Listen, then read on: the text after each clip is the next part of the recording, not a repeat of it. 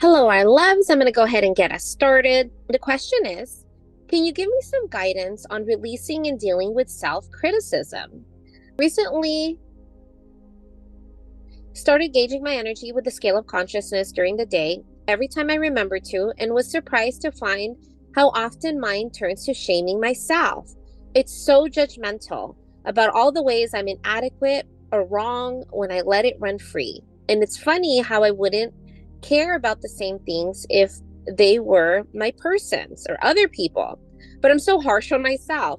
It's like I need to set boundaries with mine and keep watching it so it doesn't touch me as much.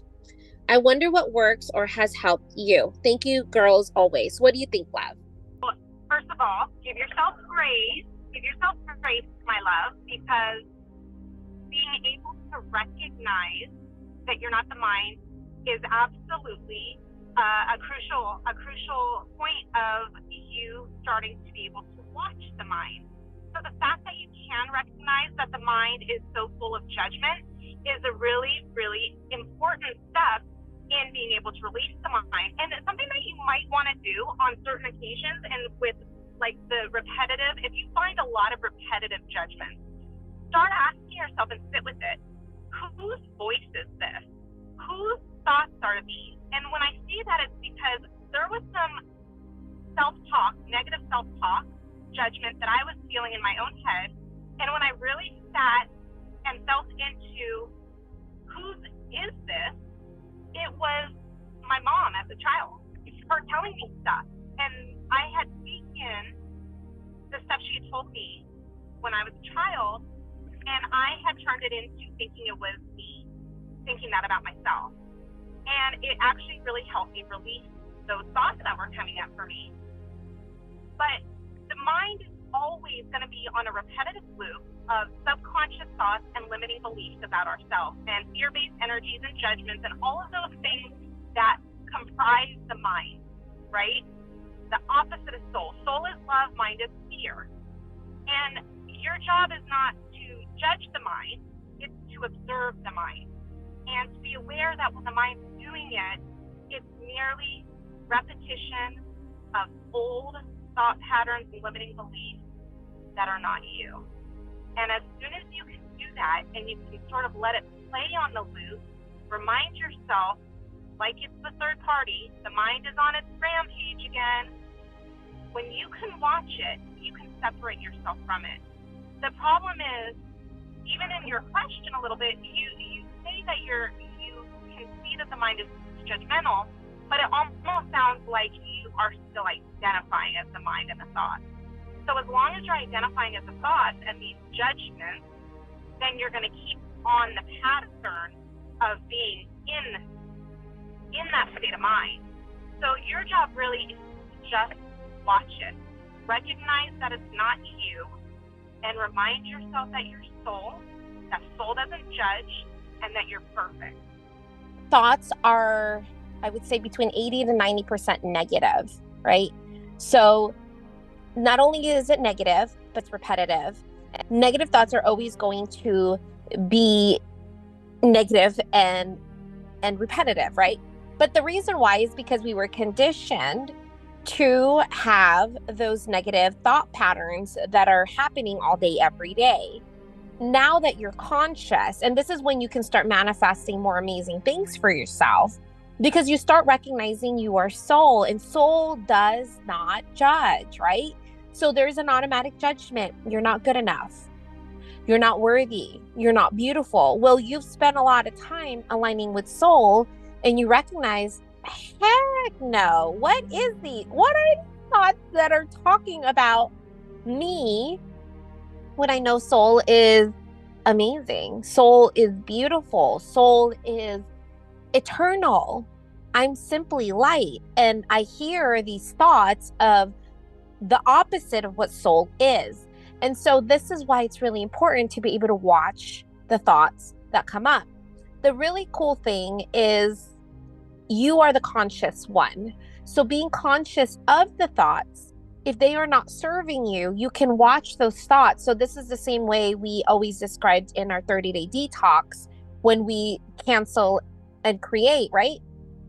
I want you to start writing down those negative thoughts that mind is saying, because you'll find that the really negative thoughts are repetitive and they are programmed into your system, whether you were a child, whether you saw it on TV, whether somebody treated, you in a certain way when you're younger, whatever it might be. These thoughts don't serve me anymore. I am conscious. I know soul does not judge. And so therefore these thoughts are not me. I am not these thoughts. I do not identify as these thoughts. These thoughts are repetitive and negative, and I am not these thoughts. I am the watcher of these thoughts that do not touch me. And so I would say the more and more you're conscious, the more and more you're present, the more and more you can recognize you are soul, the less and less these thoughts become relevant. I don't hear a lot of negative thoughts anymore, and because I watch those thoughts. So just like you can provide unconditional love to your person, right? Or your friends and family, which is what you said, I can love them unconditionally and not judge. For some reason, I'm very judgmental towards myself. I'm very critical of myself. And those are not soul. Soul does not judge. So you can quickly identify these are thoughts. These are not my knowing. I know I'm soul. I know I'm worthy. I know I'm beautiful. I know that when I align with soul, everything is happening in the best and highest good, and I surrender to this moment here. So you can be conscious of the thoughts that are programmed in your mind, creating your now moments. You can watch them and be conscious of them. Like I said, I'm pretty sure the thoughts are still talking. It's just like, I know my mind thinks of my person, my mind misses my person, but I'm not my thoughts. And so those thoughts that the mind has in missing and seeking my person don't push my person. They don't impact my person. Well, just like the thoughts that says, I'm ugly, I'm short, I'm not good enough, I don't identify as the thoughts. So I'm not manifesting through those limiting beliefs that the thoughts are saying, because I know I'm conscious in my experience. And so I know I'm a goddess. I know I'm beautiful. I know I'm worthy. This is what I think you can do with those negative thoughts. When you hear the mind say negative thoughts, I want you to really write those thoughts down and look at them through the lens of soul. Soul does not judge. So you can quickly identify, oh my gosh, this is a thought right here. Soul just is. Soul doesn't judge. Soul isn't judging me on how I'm being right now, because I'm simply being, enjoying this present moment. Those are thoughts. I am not my thoughts. I am soul, and I'm going to be present. And it's going to take a while. It's a conscious experience over and over and over and over and over again. But how beautiful. Like, I really want to commend you for asking such a deep, profound question. This question is one of a higher scale of consciousness where you can be the watcher of your thoughts, my love. So therefore, when you can ask, why are my thoughts so negative? These thoughts are not you. So the thoughts that are negative will always be repetitive. We can't control the thoughts, right? We're not the thoughts. We can align with soul and watch the thoughts and allow the thoughts to reprogram itself to now realize that you are beautiful and amazing. Because I know when I watch my thoughts, I don't hear those self-criticism thoughts anymore. In fact, I'm so conscious that the affirmations that I give myself all day, every day is the forefront. Like, that is my living, breathing embodiment of self. I'm amazing. I'm beautiful. I'm gorgeous. I am love. I am soul. I remember me and Elizabeth would write these affirmations, and those that have our balancing program, there's a playlist in there of all these amazing soulful music that I needed to balance when my first person was first coming in. And the very first audio in there was affirmations that me and Elizabeth wrote and then played. And Elizabeth, this was actually the first time she ever realized that she can record. When we first started Cup of Joe, it was actually just me talking, because Elizabeth was still working on her throat chakra and realizing, like, hey, I can speak my truth. I can share through showing my face and showing my sharing my voice. And she read these affirmations, loves. And when she read them, like I got tingles like all over my body. And I'm like, holy crap. Like, Elizabeth, these affirmations sound amazing. Like becoming a goddess. It was still not like part of our system that we had to create these affirmations and like listen to them over and over. Well, I'm telling you guys right now, years later, Cup of Joe has been amazing. It's been our sole purpose. It allowed us to leave our matrix job. It allowed us to create all of these amazing things that we share with you now, to create this beautiful community, give you guys these balancing truths so that all you beautiful souls can balance your connections. And I hear the thoughts my mind has, and I'm starting to sound like those affirmations. And I think your thoughts are just a reflection of your ability to align with soul. The more and more you align with soul, the more and more you become present, the more and more you can be conscious, and the more and more those thoughts naturally match your highest self. And you can watch them. You can reprogram them. You can speak truths to them. So each negative thought that the mind has, correct it with how soul sees you, my love. The way you see your person, the way you see your friends and family, this place of unconditional love. Learn how to love yourself with this lens of unconditional love. And that's why I'm telling you, write it down and look at each of those negative thoughts, the way you love your person, the way you love your friends and family.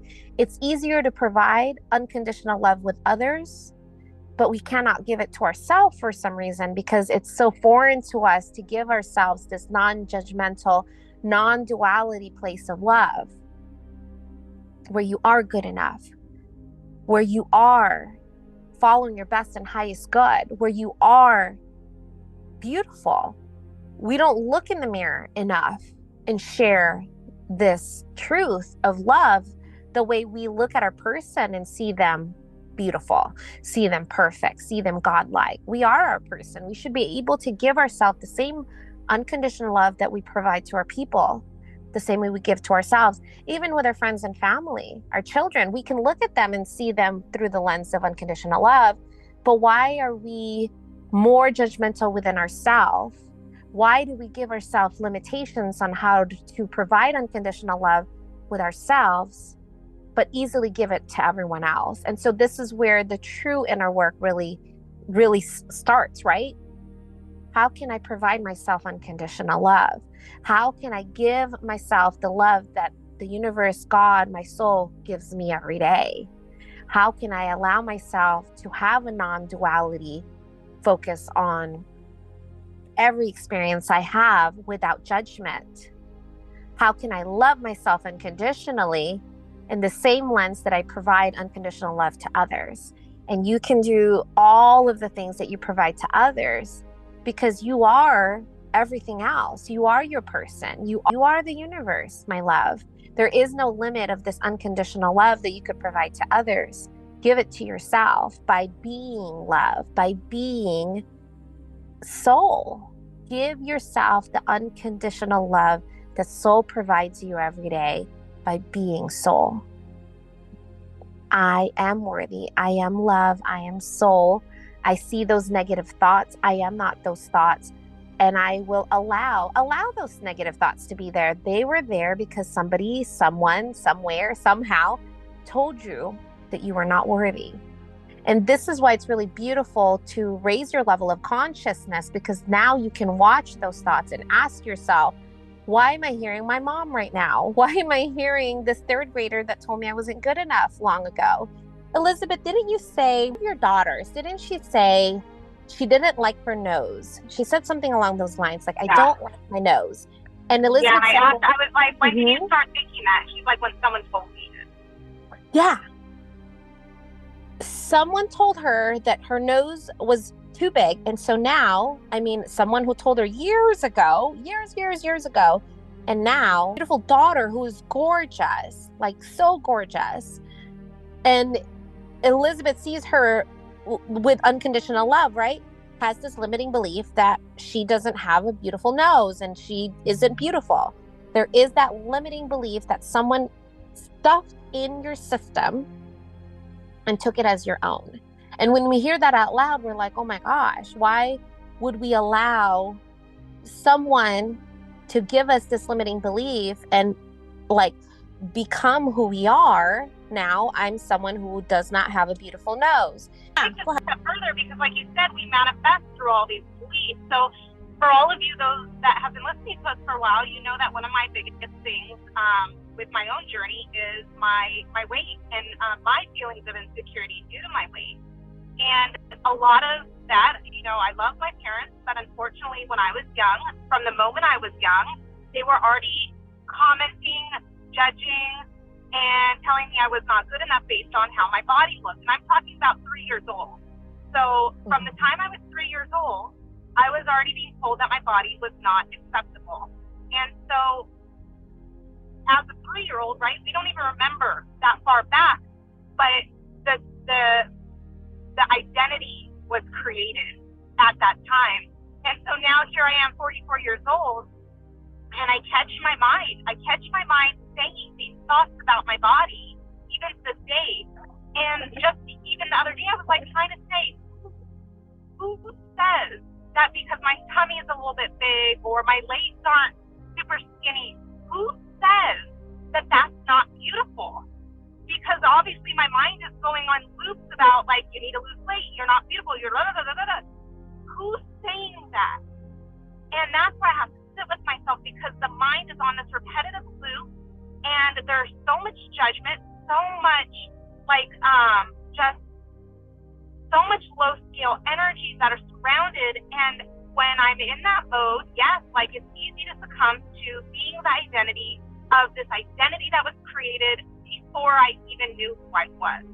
And it's really unfortunate, because now as adults we have to retrain ourselves to love ourselves in a way that is unconditional through soul, and one that we never knew. No one ever taught us, right? Because we learned how to love by see people. We learned how to love through conditions. And now we're trying as awakened ones to love ourselves and to love others as God loves us, as soul loves us, as the universe loves us.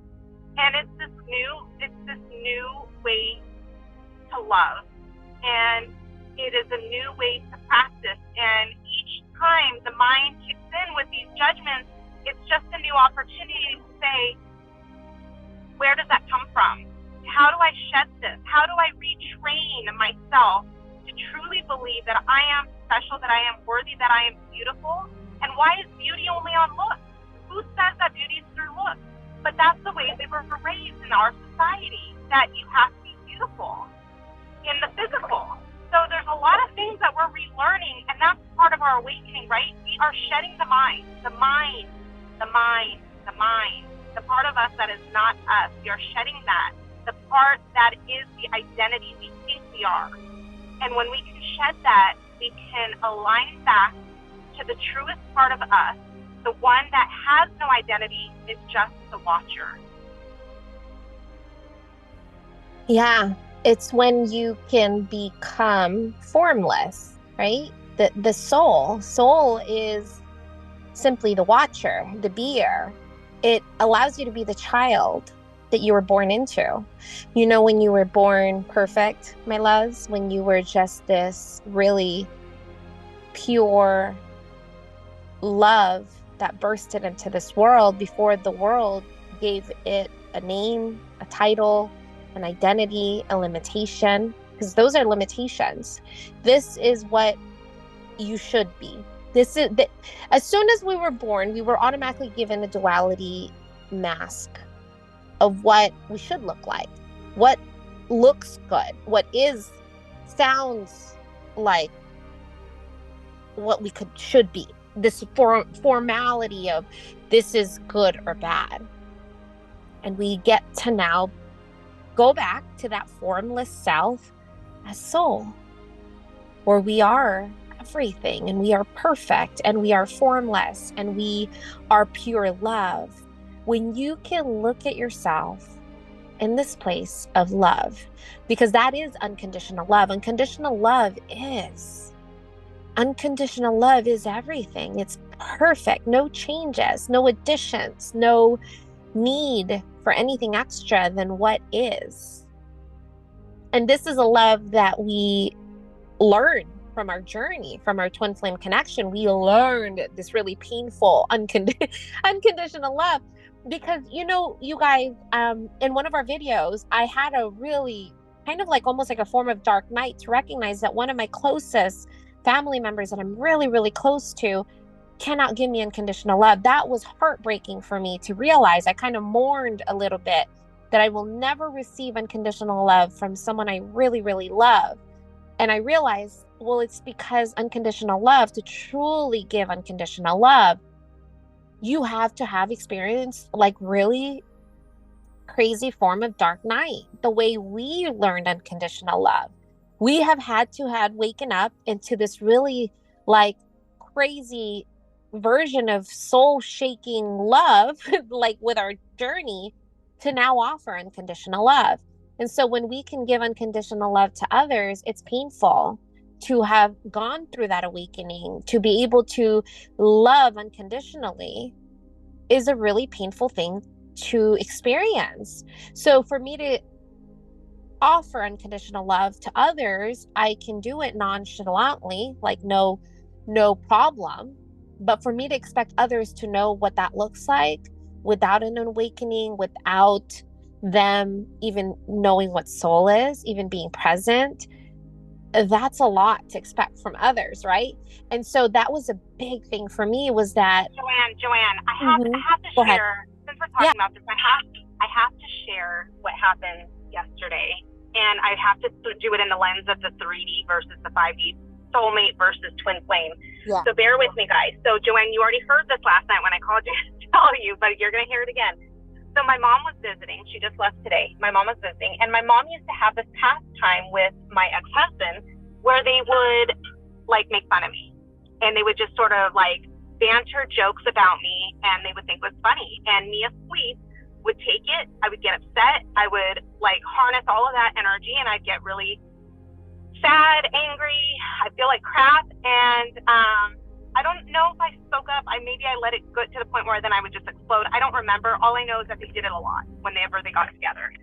Well, yesterday, I actually overheard my mom tell my person something that she wanted. I know what she was going to talk about, and I know she was doing it to make fun of me and to try to get him to agree with her and make fun of me with him or with her. And my person didn't know anything about it. And like I said, I overheard it. It wasn't in the room with me. And my person, like, he was just like, as soon as she told the story, he agreed with me and not her. And it sort of like cut her in her tracks. So she knew, well, I can't take this any further and I can't make fun of her with him. And so she just sort of stopped. And I told him later, I went up and I talked to him later. I said, you know that what that was, right? She was trying to get you to make fun of me with her. And he was like, why? He didn't understand it.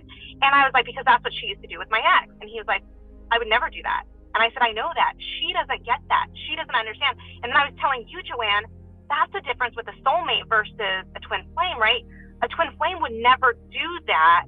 They would never take part in something that would be so painful and hurtful.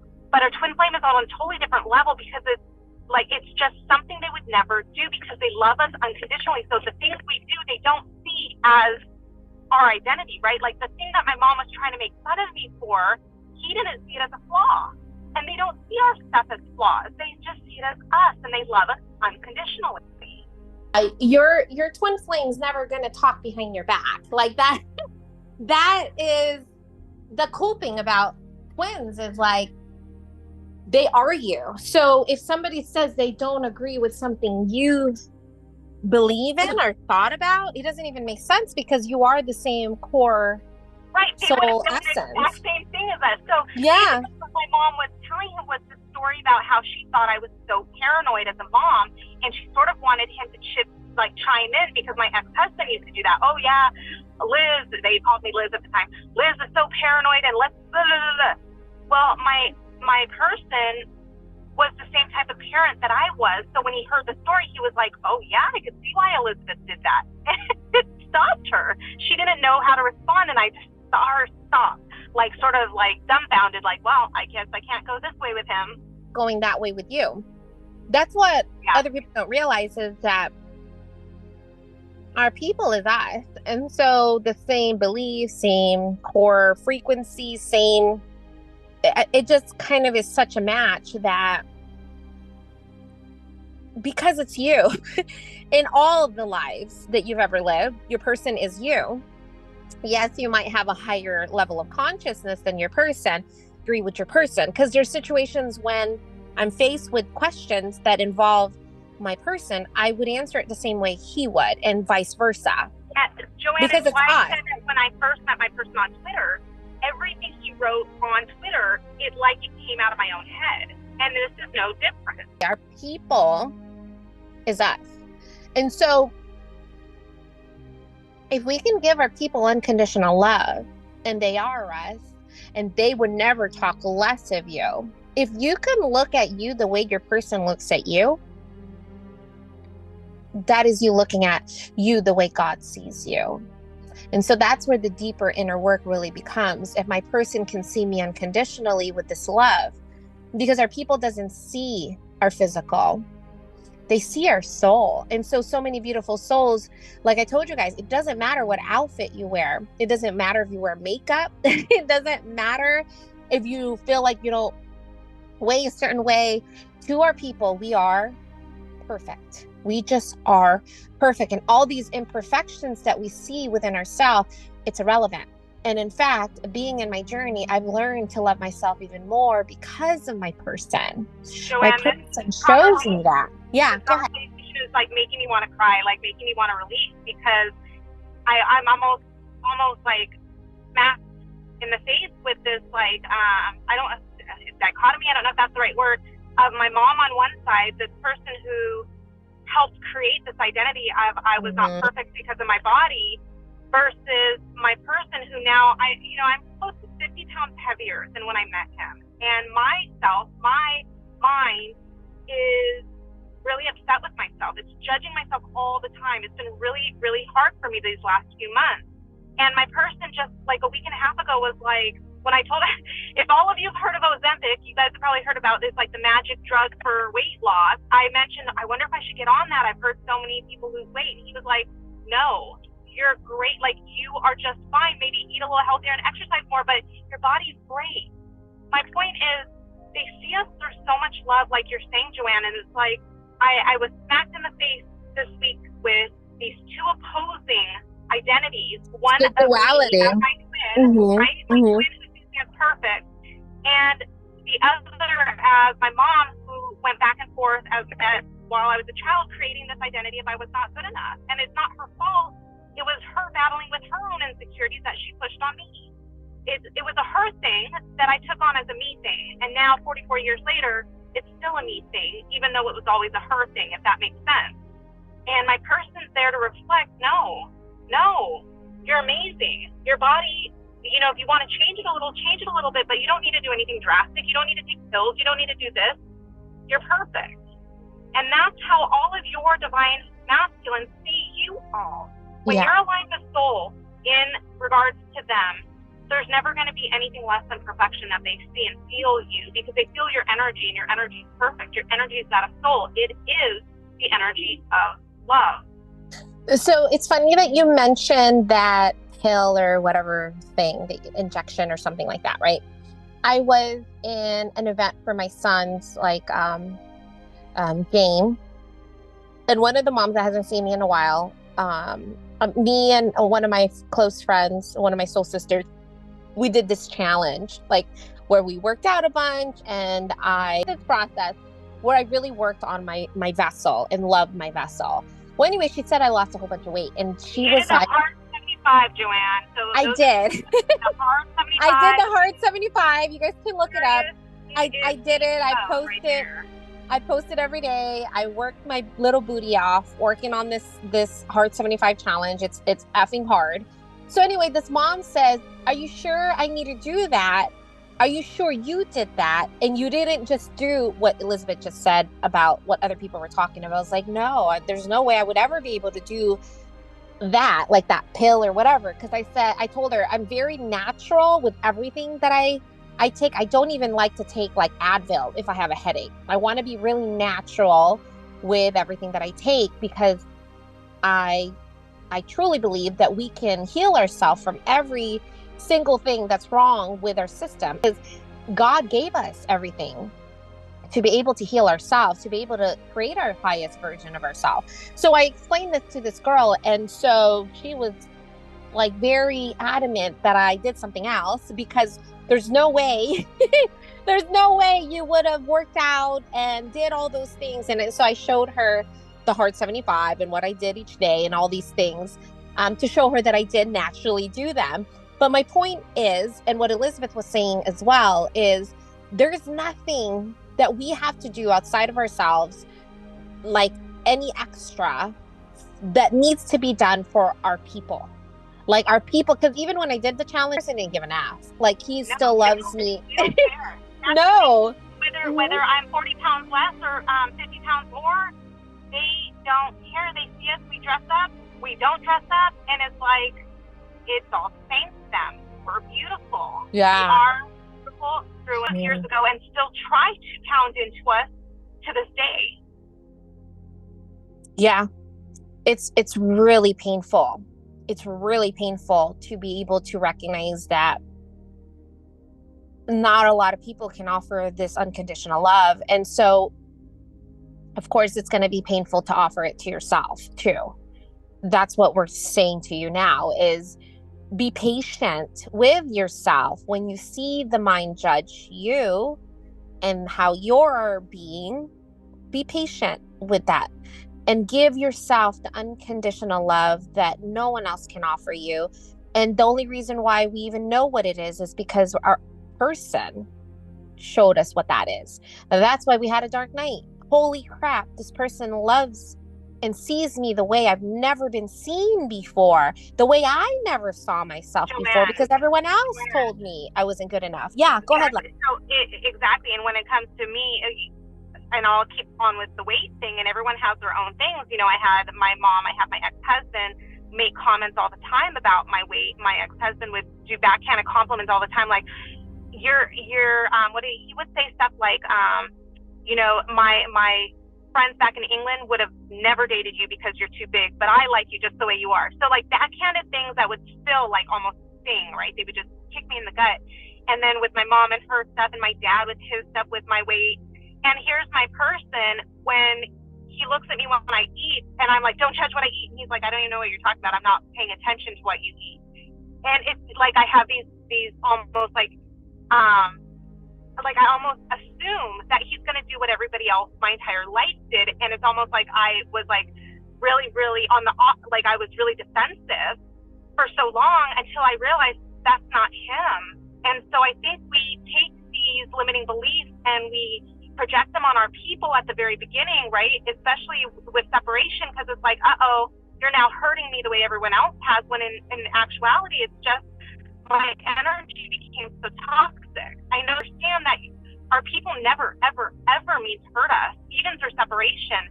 It's literally just the energy that repels. It is nothing personal, and that's what I want to impress upon this. It's nothing personal, because our people can never look at us through that personal lens that a soulmate or a family member or karmic or anyone else does. They look at us through the eyes of love, period. So to go back to this beautiful soul, how can we give ourselves the same love, unconditional love, that we can now give to our friends or family, because we learned it through our connection? How can we then now give that love to ourselves?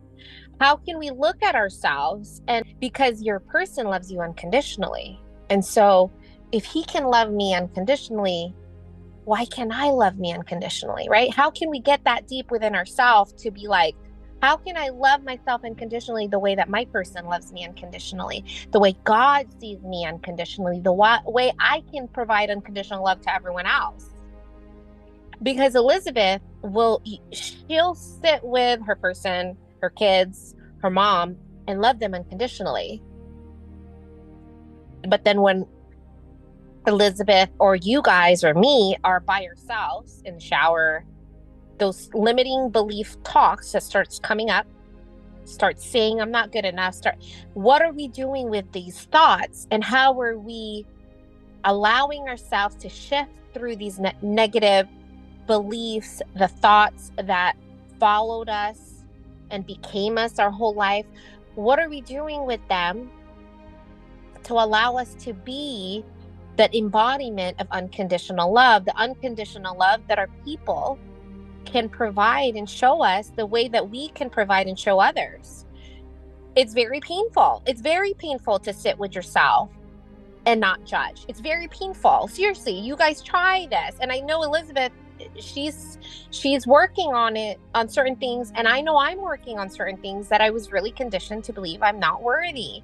And so how do we face that when the mind says my body is not good enough, when I'm not my highest self right now? How do you become your highest self right now? How do you become the soul that you are? And how do you become that pure love and light that you've always been? You got really deep, love. This video is so freaking beautiful. I hope that you all can shift through these limiting beliefs and resonate and find resonance in how we're all learning how to truly provide this unconditional love with self. And this is where the true inner work really comes in the forefront, my loves, is we've learned unconditional love through our connection. And how can we learn how to become this unconditional love to ourselves? How can we truly become our highest self? How can we truly become soul? Because soul does not judge. This beautiful, amazing soul that you are now. We love you guys so much. We hope you have an amazing day. Bye. Bye, love. Bye, love.